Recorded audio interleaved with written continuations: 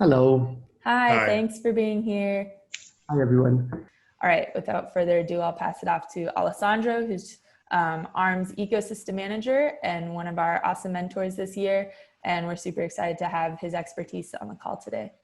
So first of all, thank you, for having me and giving me the opportunity to speak to these amazing designers here and developers. I'm actually, I've had a look at your projects. They're really cool. So, but before getting into that, I guess myself, I'm responsible for developer relations and ecosystem management at ARM, and in the IoT line of business. So that's kind of where I sit within ARM. My background is actually in physics, so I'm a nuclear physicist, and I started becoming interested in electronics early in my career as part of actually some physics experiments. So I was looking after the detectors for physics experiment, and became very kind of interested in the electronics side of it, and that's how I ended up at ARM. I've applied for a job, graduate job actually initially 6 years ago, and got into electronic design at ARM. So if you guys don't know, ARM is actually, I assume you guys know, but I'll just kind of mention it anyways. ARM is a semiconductor company. What we do is actually we design and architect CPUs and a lot of other parts of the system. We don't actually produce anything or manufacture anything. We just come up with a design. So if you think about like an architect building or kind of architecting a house, they won't be the ones that are building the house, but they'll just be kind of planning everything so that someone else can build it easily. And that's kind of our job, our role. So yeah, so that's in really short time. That's who I am and where I work, and I'm happy to. One thing worth mentioning, I guess, I've kind of been very interested in IoT all along, and recently I'm very interested in machine learning in the IoT space as well. So if there's any questions or thoughts about things you want to know about that your project in that area, let me know. And yeah, happy to answer any questions or give you any advice if anything comes along that I feel like I can feed into. So really excited about hearing your projects and what you're working on. I'm going to talk about Sono, which is a universal motor controller. And as I go forward, you're going to understand what is exactly is that one. We have a mission, and that mission is to make electrical motors controllable for anyone. The reason we are coming to have these sort of solutions are the problems that the first problem is technical knowledge for people who are dealing with electrical motors. In order to be able to run them is too much. The learning curve is very steep. Users want to save time, they want to save money, and they want a reliable and reusable platforms that you see in a lot of other solutions. The solution we are giving now is a universal electrical motor controller that can easily drive and control all motors topologies. To support that idea and solution, we are offering some features which at the bottom core, the main fundamental feature will be ease of use. So this platform will be, first of all, easy to use. It supports different types of motors at the moment. It supports DC brushless DC, permanent magnetic synchronous motors, and AC induction motors in an acceptable power range at the moment, between 8 volt to 58 volt and 32 amp continuously at the output. It accepts different types of user interface, from very, very simple PWM analog voltages to data packets through UART, USB, and CAN bus. It offers different types of control features, torque, speed, and position control, and also it can operate in sensorless and sensor-based manners. It also offers some interesting advanced features like auto-identification and self-tuning, which helps the users without having any knowledge in electronics or even programming. They press a button, it identifies the necessary parameters, and it's ready to go. Our team is composed out of 3 people. It's me as a hardware engineer and developer. Francesco Liuzzi, as you see him here, is our software engineer. And we have Francesco Leoni, who is our communication designer. We've started this project back in 2016. So we came all the way up to 2020, over 4 years of development. We made almost 5 different types of 5 prototypes and 3 rounds of user tests. And at the moment, we are testing this unit in a worldwide scale with a lot of users all over the world. At the moment, we have sold over to 20 specific users in different countries, and working with them. So position we are right now at is, first of all, we are selling our beta models online on our website, and we are engaged with worldwide users. We are releasing an open source PWA, which is a progressive web application, and it will give people the possibility to have an open source software to interact with Sono, get feedbacks, do the loggings and all the controls.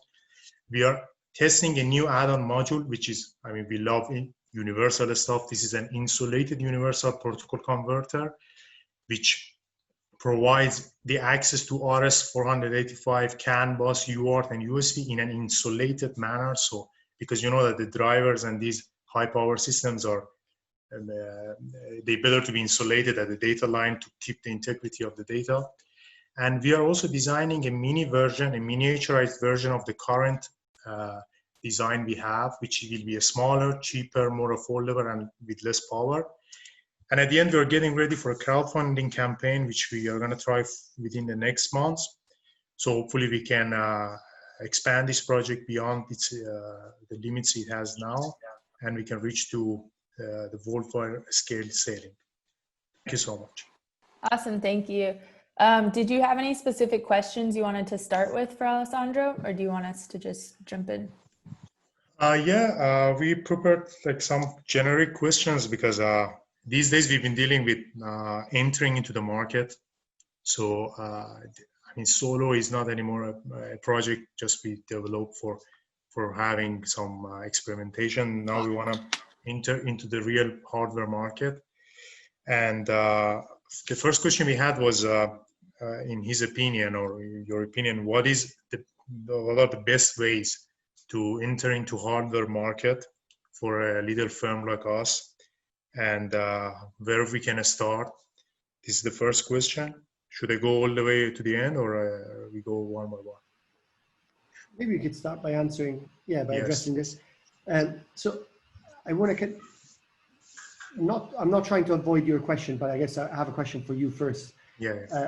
Who are your competitors? I'm not very familiar with this space, right? Like, let me say this right away. So, you know, who would you say are your competitors? Do you have like other companies in your in the same space that are kind of already established, or is it a completely new product that nobody has built before? To be honest, I have to go a little bit to the history of this product. Back in years, your answer is of course yes. We have of course competitors. It's but the thing is, back in years of development, especially in robotics field, I personally realized that people have problem with electrical motor controllers because they are complicated. So there are lots of companies out there. They're offering very, very sophisticated solutions, but in the simplicity level, as far as we see and we saw, maybe this is kind of a new approach to driving electrical motors. So we have seen a lot of competitors, maybe they offer the same features, but to access those features, the user probably will have hard time. They need to have electronics knowledge. They will need to have programming knowledge. So we wanted to eliminate these barriers. And in this, I mean, in this design, it's complicated, but you can use it with 2 potentiometers. So if you buy 2 potentiometers, you can drive in a most advanced way electrical motor. You don't need to program. You don't need to know electronics. If you want, of course you can. In high levels, it offers different types of complexities. So in terms of competitors, we do have, and I can name some of them if you specifically want, but maybe until now, at least, we haven't seen something so simple to use that people from mechanical field, like mechanical engineering, or people who don't have specific electronics training, are able to use it immediately or without a lot of pain. Because also we worked with a lot of mechanical engineers, let's say, and I know like how they approach these electronic things. Designers, because we've been in a design lab of Politecnico di Milano, Polifactory, and we had a lot of people from design field. They have no knowledge in electronics, no knowledge in programming in the beginning. So this approach is to solve the problem of those people in the first place. So we had to make things very, very simple, you know, even, I mean, reaching down to the simple potentiometer. So if you can turn a potentiometer, that's it. You can run a motor. And if you see some of the videos we posted on our website, you will see that it identifies the parameters automatically. You press a button, you're ready to go. So this was the first thing we wanted to tackle. And we knew that there are out there geeky people. They want to do a lot of things, developments. So we developed another layer, which is a more advanced layer for them. There is a data protocol in between Sono and PC, or in between Sono and other controllers. It can be put into the network. So it depends totally on your knowledge, which level you are and how you can take advantage of this.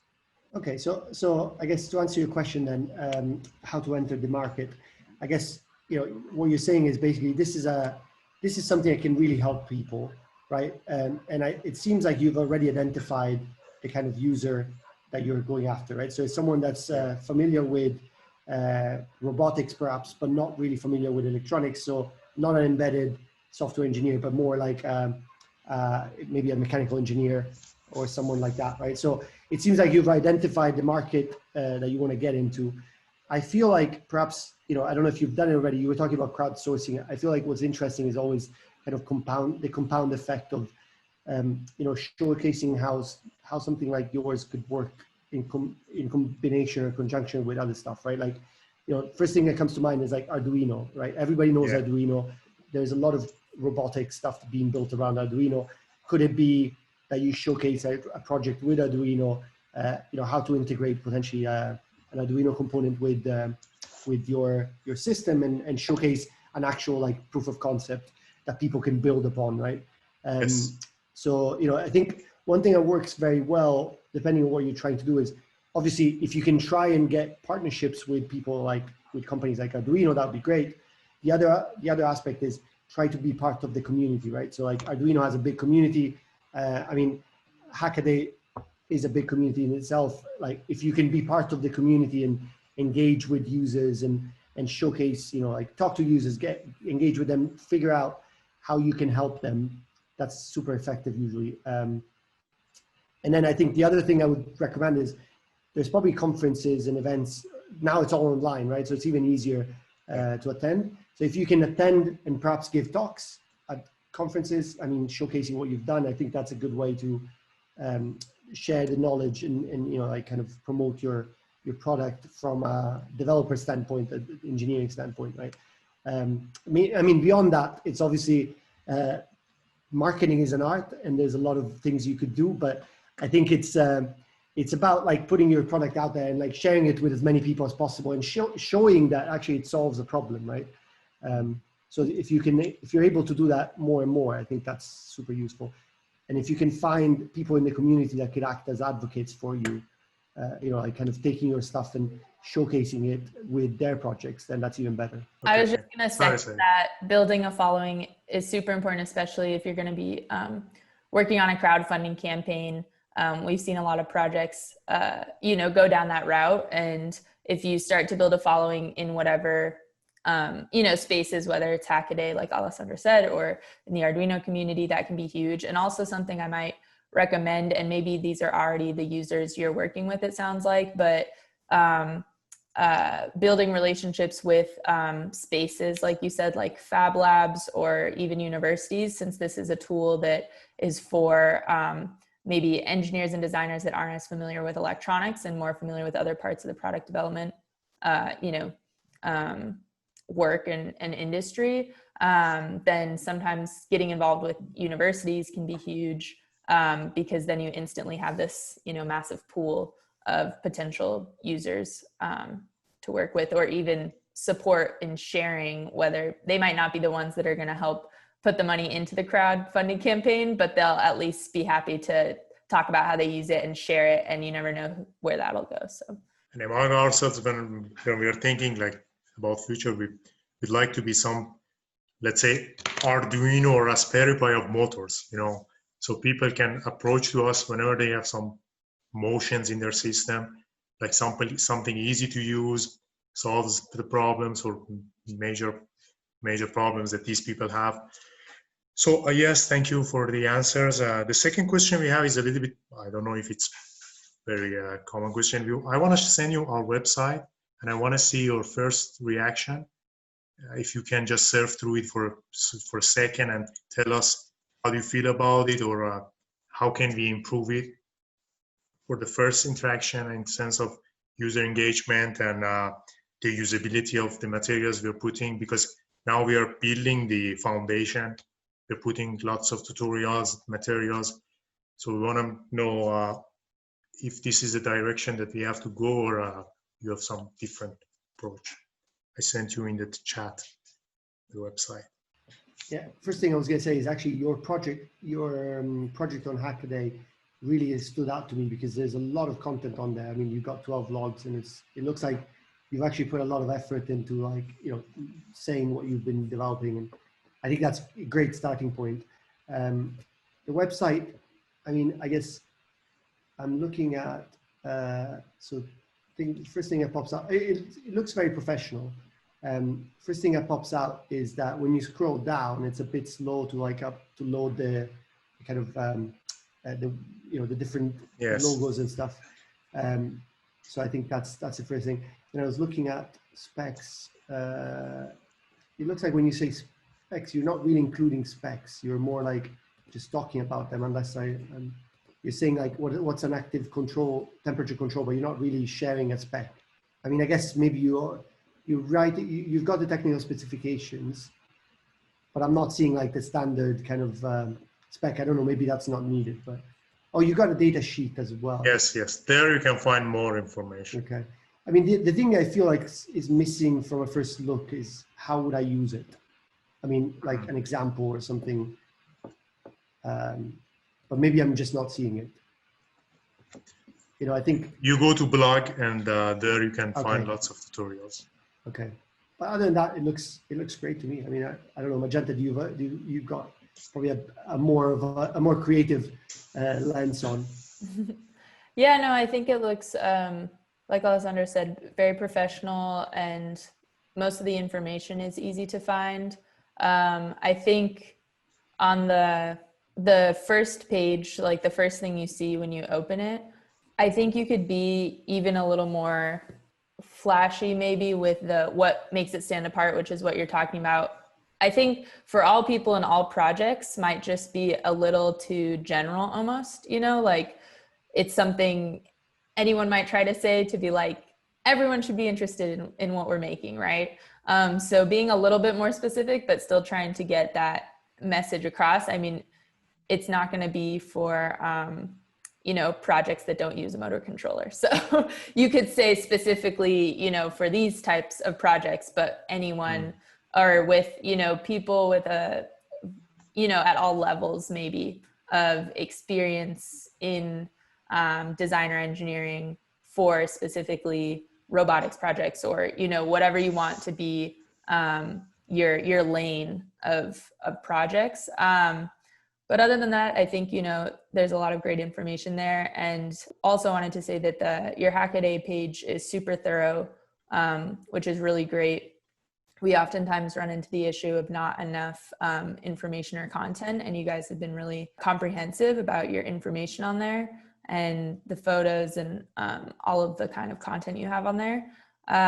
Something that I always recommend, which I think you have all this information on your page, definitely within all of your logs, but almost making a key in your details or in your first, maybe editing the first log, a key with those judging criteria that we sent in the email, which are also in the rules, the concept, design, benchmark, communication, and production. And you can even link from there to your other logs and say, like, you can find this information here, but really just redundancy helps for the judging process to make sure that you're answering all those questions, and I think you are. but it's always good to just sort of reiterate in as many ways as possible. Yeah. But yeah, super comprehensive layout in your logs and everything. So well done there. And also make sure there's some minimums, and I'll go over this at the end actually, because this is, you know, relevant for everyone. Some minimum number of images and things like that. I think you have it all covered, but we'll just double check at the end. I'll go through where to find all that information for you guys. So we're just about time for your team, but I think it doesn't look like the last entrant is going to join, so we'll probably have a little time to circle back, but I want to make sure we have enough time for Atene, and so we'll move on, but thank you so much for having the questions prepared and for the presentation. Thank you. Okay, hello, my name is Antonio Gasho, and I am an inventor with more than 70 inventions in counting so far. I am the creator of Caribbean Sargassum Problem project.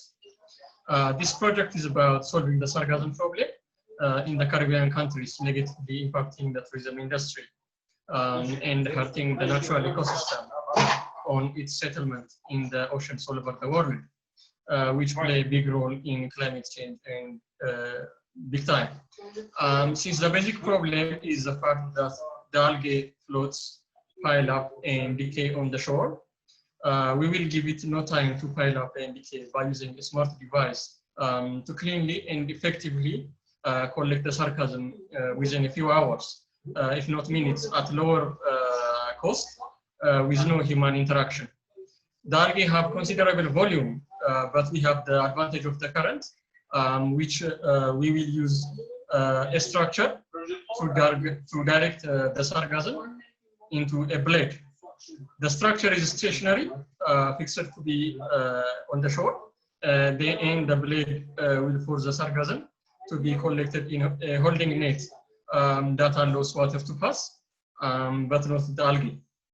This project is one of the finalists for the TIC Americas 2020 competition, winning from its category from 2,085 submitted solutions. I think I have prepared a PowerPoint. This is the main problem. As you can see in the 4 images, the sargassum has reached a very catastrophic level, disrupting ecosystem and tourism industry. And our solution, this is our solution. This is by installing a permanent fixed structure that can suck sargassum and we regularly switch the holding net. If you have any question, you are welcome to ask. Yeah, this is all for now. If you have any question, you are welcome to ask. Yeah, I really don't have much question regarding my project because I have received many feedback from at least 170 international experts in the TIC American contest. Instead, I would like to ask one very important question that addresses the issue for all inventors around the world. It is somewhat easier for inventors living in developed countries to convert their idea to project or business because of accessibility and other reasons. But for the rest of us, it is a different story. What advice do you give for inventors from disadvantaged locations to test, validate, and commercialize their inventions and to be competitive in international stage? And please keep in mind that consider the advice like never give up or keep trying is a good advice, but inventors from disadvantaged locations do not have problem in such regardless. So we need a tangible advice that can be used at this very moment. Yeah, I think this is a huge question and important challenge that we're constantly trying to navigate and think about as far as Hackaday and the platform that we're able to create for our community. And And, you know, something we've run into, of course, as we develop these contests, and even some of the other contests you may have seen on Hackaday, where we ship out parts to people and want to be able to give, you know, the tools necessary to develop their projects further.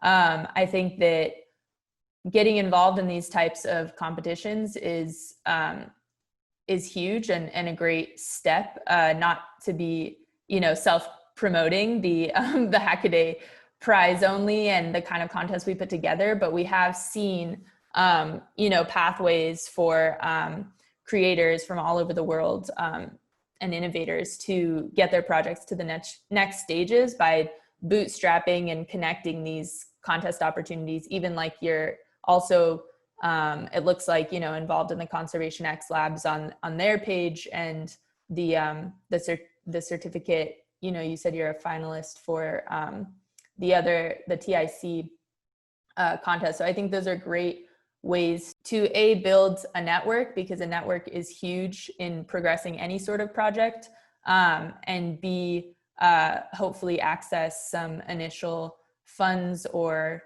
tools or components even, because some of these, for example, we had the bootstrap halfway through where we were able to give 20 awards of $500.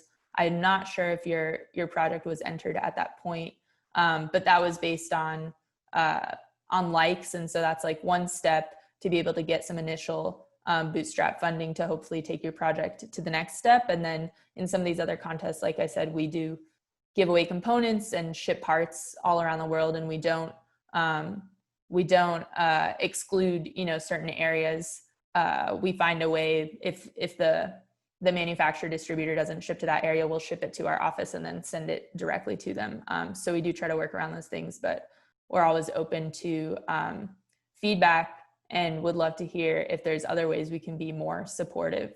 You know, let me be honest here. I think it is a big challenge, as Magenta, you know, said, and as you suggested, it's not something that we've solved, or, you know, I think as part of my job, my role, I'm not too focused on solving this specific issue. I'm looking at solving issues of developers that come to our you know, to our website, to our wherever they're from, right? I think you've got a bigger challenge of accessing funds and help and support from you know, investors perhaps, and I think that's a massive challenge if you're not connected to the right people, and if you don't have a chance to like network with the right people. It's obviously a big challenge. But I feel like you know, one of the reasons why we have partnered with Hackaday this year for the prize, for example, is because we believe that such a platform could give you know, really, like, it could give a hand, or it could be helpful to people that don't have access to those resources as others might, right?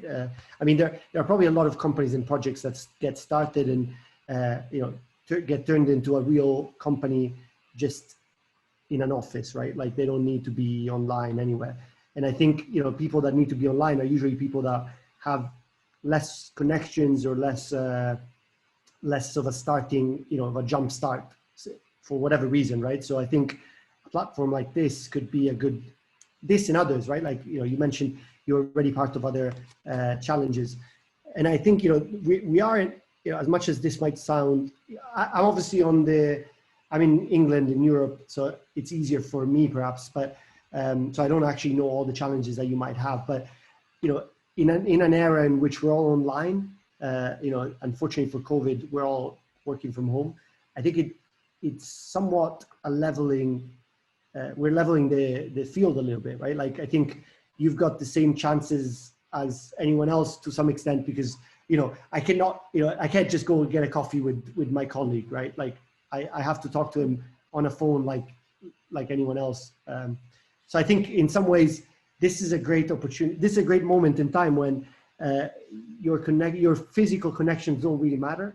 And actually, if you can leverage the online communities and the work that's happening online, you have a potential to reach more people, because there's less, I think people are less busy, or have more attention right now because they're less busy kind of flying around and perhaps having meetings, you know, face to face, and they're willing to perhaps like listen to people talking online in whatever format. So I think, yeah, I mean, it's a hard challenge, and I think there are multiple teams in ARM as well looking at this. I mean, I know a colleague is trying to jumpstart a program to look after some developing countries, and it's a hard challenge because it's a matter of trying to understand how we can actually be of help rather than going in and saying this is what you should do. You know what I mean? Like there's always that kind of I mean, this is a whole new topic, a whole other topic, but there's a challenge of, you know, as a company, it's challenging to go in a place and say, we believe you should do X, right? I think the proposal should come from people living in a developing country and saying, this is what we need your help with, right? And that's exactly what you're doing. So, you know, I saw your project and I never came across this problem before, right? So if I would have never been able to propose such a solution because I never knew about the problem. So I think, you know, airing your kind of exposing your problems and the issues that you come across could be a real way to like solving those problems, right? So I think this is a great example of a project that could actually, a project that we could all benefit from, right? Because this is not just a problem of your country, it's a problem of the world, but we just don't know about it. Yeah, and I will say also we're learning a lot very quickly in this regard when it comes to our pilot of the Dream Team program, which this is the first year. I don't know if you've heard of it, but we did it for the Hackaday Prize this year, sort of in response to a lot of our community members losing speaking engagement opportunities, contracted engineering work, and teaching opportunities and things through COVID. We put up the Dream Team opportunity, which is basically a 2-month engineering sprint where we recruited 12 engineers or innovators for our 4 nonprofits that we are supporting for 2 months with $6,000 grants to do engineering, and they're totally remote international teams. And we have learned very quickly, as you probably could already speak to, the challenges of accessibility around the world. We have a team member in Venezuela, a team member in Nigeria, in Berlin, in you know, all over the world that with each, you know, whether it's shipping components, whether it's getting access to a 3D printer, whether it's just the internet connectivity for different meetings, you know, we've been having to troubleshoot throughout the whole process, and we're realizing a lot of things that we want to be able to improve for these types of opportunities and platforms. So again, we definitely welcome any feedback and suggestions and things you have in that regard, and you know, would be happy to continue this conversation after this session as well. I do want to make sure we have some time to address your project page, because I think it's a really exciting project and it's a perfect fit for the Conservation X Labs challenge. So I want to make sure you get, you know, some feedback to optimize it, since entries are closing on the 31st. So you only have a couple days left, a little, I think about a week, right? Or a little less, to polish up the page before initial judging. So I'm going to share my screen and go through some of those entry round requirements. Like I was saying, the minimum project logs and those types of things. One thing off the bat I will say is that if you can add the tag, I see you have the 2020 Hackaday Prize tag, but can you also add the Conservation X Labs tag to make sure that it's, because it is for that challenge, right? I'm not mistaken. Yes. Okay, so just make sure you have that tag in there as well. If projects aren't tagged, they'll automatically go into the wildcard category, which yours is more specific than that. So just want to make sure. I see you have it starred, the link, but just add it to the tags too. Okay, so I'm going to go ahead and share my screen to go through the rules page. And also we'll have time at the end, you know, for peer feedback as well. So if you all have any feedback or comments for each other, please, you know, let those marinate in your mind and prepare to you know, say anything at the end if you want to get it out there. No pressure to contribute in that way. All right, so because that's a huge part of, you know, I think the Hackaday community is being able to help each other out as well. All right, so I'm going to share my rules page here. So hopefully you all have seen this page. If not, or if you don't know where to find it, you go to contests and then Supply Frame Design Lab 2020 Hackaday Prize. It's a mouthful. And then you can find the official rules right away right here, linked here. These are the same rules that are on the prize.supplyframe.com page. If you found out about the contest through that page, they're on there as well. So we have them all over. We know this can be a very overwhelming, legal document. So I like to go through and just sort of point out the really important parts, but also, of course, recommend to all entrants to read through this as thoroughly as possible. And you can always email that same email if you have any questions or clarifications. But if you go down to entry round, or you can always search entry round required for all submissions, this is what's really important for that August 31st deadline to be able to qualify into the first round of judging.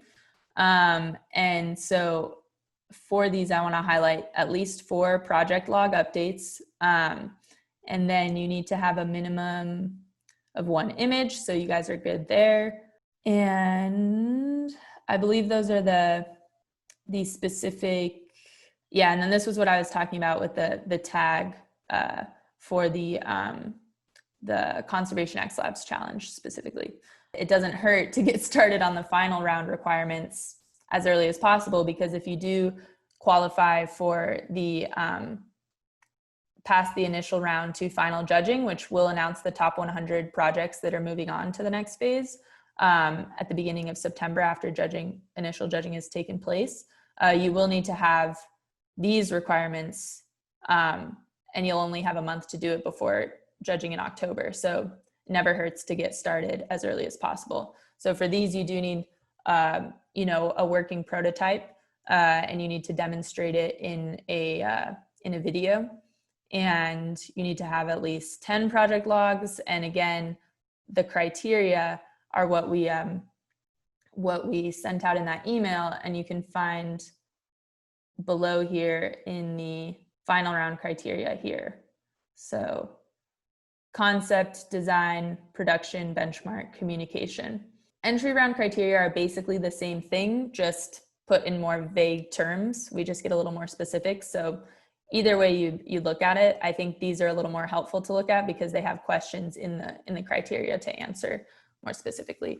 And we've gotten a lot of questions around these criteria about how complete of a product does it need to be, since it does say, how realistically reproducible is it? And I just want to let you all know that it's not necessarily about it being ready to manufacture, the next day. It's about, is it documented thoroughly enough and open source enough that these nonprofits would be able to apply for funding and potentially create, a limited run of these after the challenge ends.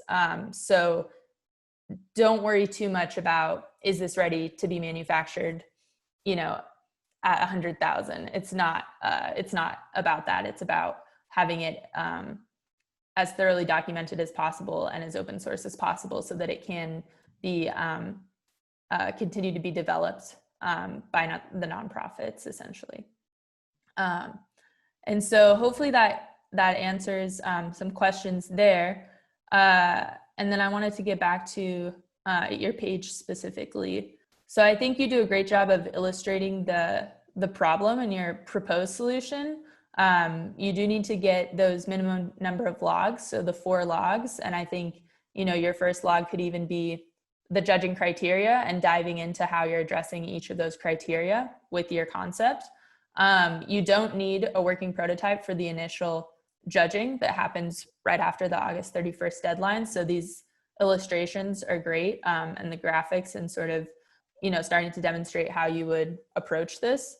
But any sort of, continuation of development that you can illustrate is always great as well, of course. I mean, you could fill a whole log with is the benchmark part of the criteria is basically like competitive analysis or what's already out there that is addressing this. And even if that's saying nothing out there is addressing this, that's important to really drive home, because that's what's going to make your project stand out, your solutions stand out. Or if there are other things on the market, but they're way too expensive or they're not open source, just saying how your solution would compare to what's already out there, what's not out there, and how you're filling this void could be a whole log potentially. So those are just some of my recommendations. Alessandro, I don't know if you had anything else you wanted to add as far as the project page goes, and then we can open it up to general questions and comments for, you know, discussion for everyone. Yeah, no, I just wanted to add one thing on the project page. So it feels like, you know, you've done a lot of work on trying to figure out what needs to, you know, as we were saying, like the problem, what the problem is, how to address it.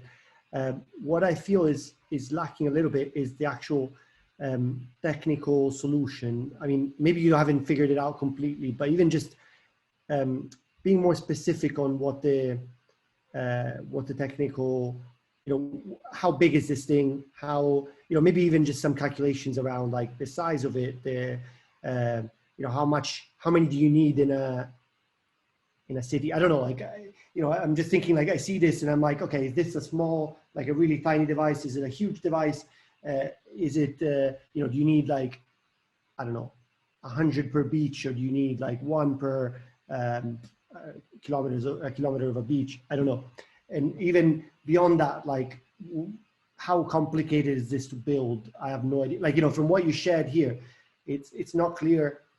And actually, Magenta, you might be able to say whether that's needed for the first, you know, the initial or the second application. But I think it feels like it's a bit, it feels like you're not really descriptive on how hard and how complicated it is to actually build, because you haven't got into too many of the details. That's kind of my feedback, my impression of the page.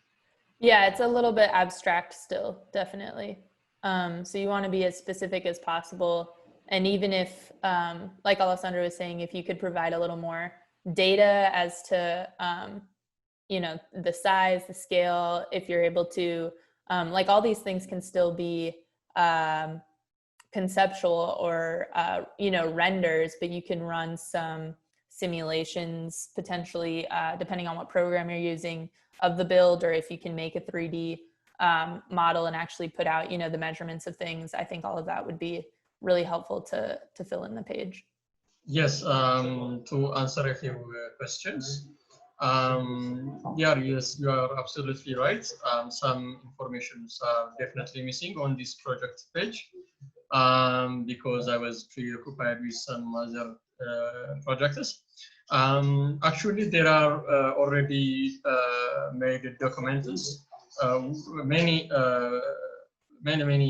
covering many areas.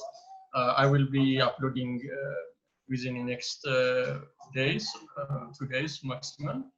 And I can also email you all the relevant information I have. I think after that, it will satisfy all the question you have. I'm sure of it. Awesome, that's great to hear. All right, so I think that about wraps it up for our sort of individual feedback. I want to open, we just have 5 minutes left, unfortunately, but, you know, open it up to any other, you know, prize logistic questions or questions for Alessandro and his role at ARM, or anything else, you know, that we can be helpful, or if you guys just want to give each other a little bit of feedback, this is sort of free time to do whatever else you guys want to get out of this session. I would like to make a suggestion. So as I said earlier, there are many amazing ideas, innovative ideas in many parts of the world, you won't believe. And I think what you should do is create an outreach program and level the fields between the developer development, inventors, and developing, because in order to be successful in such contests, it's not enough to have good ideas, and presentation is very important. And the presentation may involve us in building the prototype. And I think Conservation X also have such program, but I think it is not enough. Awarding only 20 projects per competition is not just enough. If you think worldwide, you need to maximize your capacity and try to add this to all over the world in all parts and just level the fields. Yeah, I hear you, and I totally appreciate that feedback. I think that there's a big difference between making it an equal opportunity and making it an equitable opportunity, and actually filling in the gaps between what's accessible for different communities. So thank you for that, and that's definitely going to be on my agenda for our future programming and contests. I've got something to ask. I don't know if we have time or not, but it's a little bit comprehensive question. But one of the problems that, because Hackaday is mainly a hardware community, let's say there are software things, but for hardware things, at the moment, since I'm also working as a job in medical device engineering and so on, one of the biggest problem, especially for the small firms, for makers, is certifications. Because big companies, they made a lot of certification requirements like CE, FCC, ROHS, one after the other. And to do each of those, for example, I can give you one example. Since I work in these kind of environments in medical systems, to have one certificate for specific class B or class C, you need to spend like 800 euros per hour in the laboratory, which might take like days or months to get a certificate. And it, at the end of the day, becomes like hundreds of thousands of euros or dollars. And it's impossible for the small firms to compete. I mean, the big firms, like, I don't want to name them, but they put these certificate requirements. So at the end of the day, it's kind of eliminating all the people who don't have money in the beginning, because even in our case, if you want to grow, we must have those certificates, at least some of them, and they are not for free. I mean, you can self-certify, but that's not the safe way to do it. You have to go to laboratories, those insulated chambers. A guy comes with $1 million device sitting behind it, check your frequency response and so on. So this is a serious problem, I think, for hardware projects going to the market, because at the end of the day, we can have a lot of great ideas, we can have perfect ideas, but when they don't go out to be used, I'm not sure. I mean, that the value will be much less, because now we are in the transition from an idea to a product. We are exactly there, and we see this pain, and this is a serious thing. I mean, if you want to grow in future, not only these big companies controlling everything, putting requirements, like extremely expensive certifications, it will kind of kill all the creativities. We don't see any. I mean, we have to do it at the end of the day. We don't know how we want to make the money, or but this is something clear for us.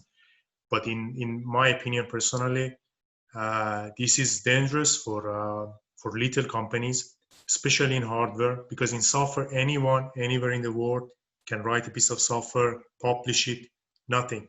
But in hardware, you cannot go like that. So you need certifications, you need a lot of money. And these things, I mean, it's in favor of big companies, and it's totally against small companies, because if you want to enter into certain areas, you need a huge capital, and no one will invest on you unless they see you are almost there, you know, because even in our case, we went to investors and so on, but in hardware, they want something perfectly working. No one will invest on something that is even at prototype level, because I understand that thing, because hardware is super rough. Either it works or it doesn't work. There is no middle ground, like it's buggy or I don't know, because buggy in hardware doesn't mean anything. I mean, if it's buggy, it means it doesn't work. So yeah, investors want it's to really sure strict, bet. you know, exactly. So if you put one resistor wrongly, you need to change the whole design, reorder everything. So it's so strict, and these certifications, it makes the competition for small companies to come up to compete is extremely difficult, and this is something that should be tackled, especially for, I mean, small companies like you are supporting, because I don't know how many companies are coming out of Hackaday, but we are one of them, because our goal is to become some some company at the end of the day, providing these solutions in real market to people with affordable prices. Because now, for example, we're trying to keep the price low, trying our best to have the best quality.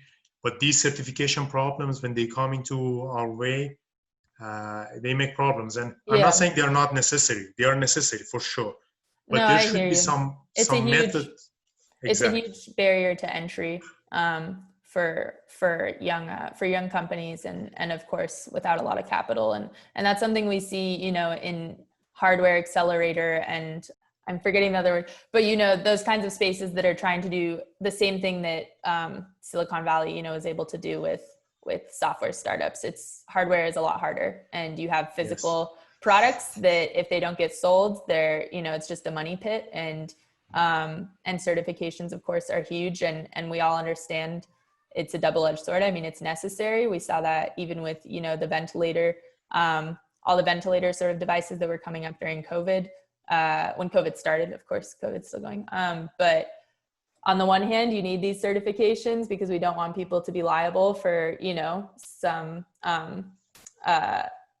device that can affect someone's health and life. But also it's a factor that gets in the way. And a lot of these things are also outdated. I mean, something we've talked about a lot at Design Lab are the process of patenting, and, you know, protecting your IP, and how outdated that process is as well. So I hear you, and it's definitely something we're trying to think about and would be open to discussing, you know, more in the future. I'm just going to jump in and say one thing. I'm going to share my LinkedIn and Twitter. If you want to reach out and, like, you know, let me know, I guess specifically what your problems or certifications are, I might be able to potentially dig into whether we have some support or help. I mean, it might, because I think what some companies are doing, and maybe as Supply Frame, you guys are doing that as well. But I think there are some companies that are taking care of certifications, like bulk certifications. So they take care of, like, the kind of, you know, initial costs, and then they kind of they have a way of, like, leveraging, like, the fact that they run a lot of certifications and get you to pay less, right? I don't know if, you know, it depends on what certifications you're looking for. And I don't know if you guys, Magenta, if you guys are doing anything like that as Supply Frame. Yeah, we actually haven't gotten into that, but I think it's definitely, you know, something that's on a lot of our community members' mind, and something we can look into. I think that could be a really interesting idea to explore. And also, we're always looking for new sort of ways to you know, partner with companies and develop, you know, opportunities through these contests. So it could be, you know, maybe there's a future initiative where, you know, the top 50 sort of startups at this level want to get certified, and we're going to help, you know, fund that through sponsorships and things. So I think it's definitely it's good to hear these things in this kind of way, because we're able to, there's always opportunities to develop programs like that. Yeah. All right. Well, thank you so much. Unfortunately, we're out of time, and I want to make sure, you know, we're respectful of everyone's schedules today, but we really appreciate the feedback. And thank you, Magenta, and thank you guys. Good luck. Goodbye. Take care. Bye-bye. All right. Have a good one.